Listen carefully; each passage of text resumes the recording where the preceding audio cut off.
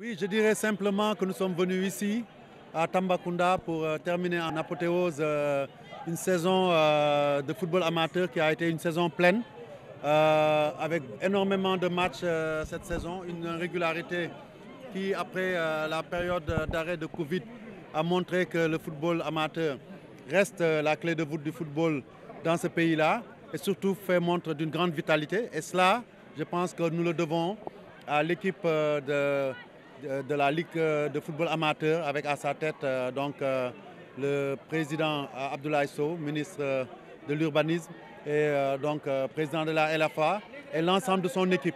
Je pense qu'aujourd'hui, on sait que dans ce pays, on peut jouer partout, tout le temps.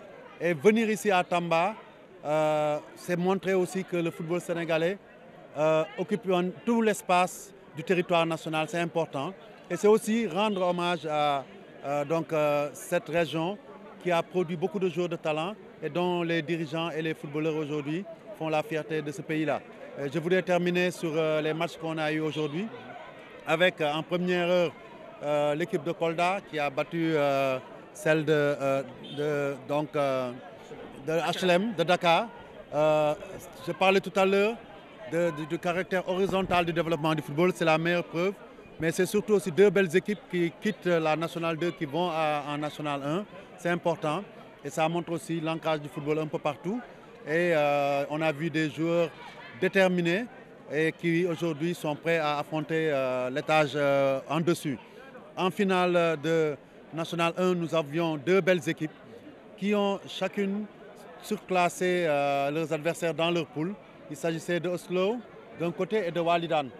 Deux équipes qui ont des cheminements différents. Walidan, c'est le traditionnel, c'est une équipe thiessoise qu'on connaît très bien, surtout dans le football des jeunes, qui a toujours été dans l'antichambre du football professionnel et qui est arrivé. Et de l'autre côté, c'est Oslo, cette nouvelle génération d'équipes qui ont été créées, mais qui sont bien organisées, bien outillées, qui ont même des joueurs étrangers dans leur équipe.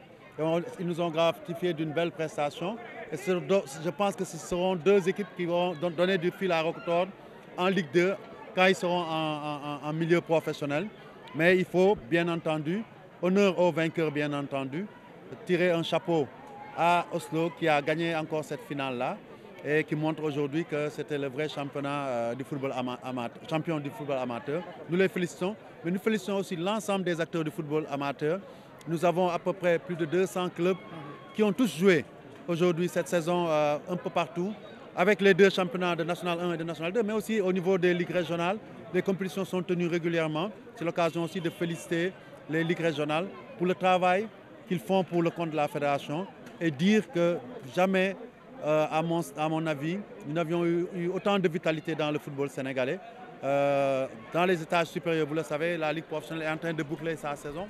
Nous sommes à 3 journées.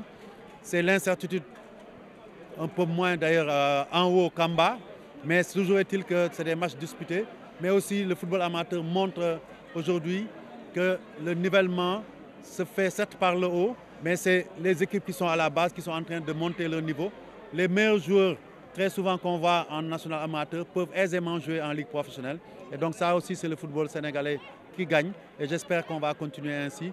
Je félicite aussi à la fin de cette saison l'ensemble des acteurs de ce football-là. Les dirigeants qui travaillent dans l'ombre, la presse, les footballeurs essentiellement, mais aussi le public sénégalais qui revient dans les stades après une longue période due à la pandémie et qui colle au football. Donc bravo à tout le monde. Président, c'est vrai que les finales de la LFA prouvent qu'on joue du foot sur toute l'étendue du territoire national, mais est-ce que les infrastructures au niveau des régions, est-ce que la fédération est en train de travailler là-dessus? Écoutez, vous l'avez vu, en venant ici, nous avons tenu à apporter notre contribution en dotant le stade Babacar Diop, c'est ça, donc de Tamba, de siège au niveau de sa tribune principale. Et donc je pense qu'aujourd'hui, c'est étape par étape que nous y irons.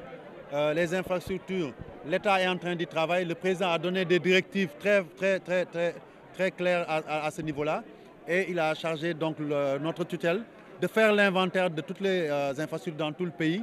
Et aujourd'hui, je pense que très bientôt, ces préoccupations des acteurs du football, mais aussi des autres sports, seront prises en compte par l'État. Parce que plus que jamais, l'État, je pense, a conscience que aider le sport, aider le football, c'est aider la jeunesse sénégalaise, c'est aider aussi les Sénégalais qui sont férus de sport et de football.